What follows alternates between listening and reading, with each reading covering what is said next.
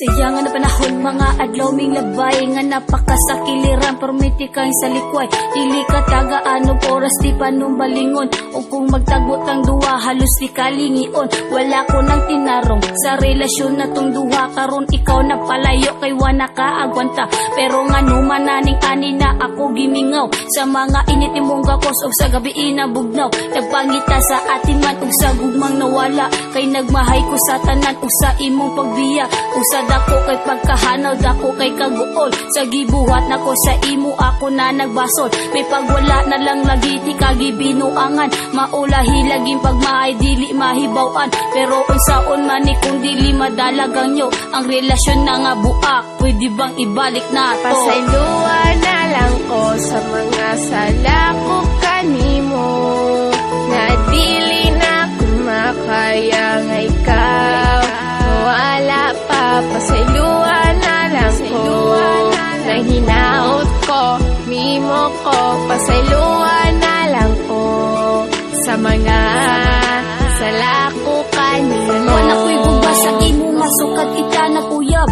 Napugos lang ko sa emo pero di ikalab. Nauyab lagi di ka pero napoy uyab lain. Dili ikaw tag-iya sa ako ang kasing-kasing. Upag abot sa panahon o sa adlaw pagbulag, kasakit o pagmahay sa imo ako gihatag. Pila na pod ka bulan ning labay, sukad ikaw na wala sa kiliran. Mga panganoy naghanaw naghinusol kog maayos ang buhat ko kanimo. Nagmahay sa tanan o pwede pa bang maotro ang relasyon na nga wala nga ako ang dahilan. Pero kung mubalik pa dili na ka pasakitan o gampingan na ka o permenting nga timanon. Kung na ipagamay ako adayong notason, buhaton ako tanan kung tagaan pa nimo o chance ka mapasalopan nimo og mabalik ang tanan. Pasayloan na lang ko sa mga sala ko kanimo, nga dili na ko makaya nga ikaw mawala pa. Pasayloan na lang ko.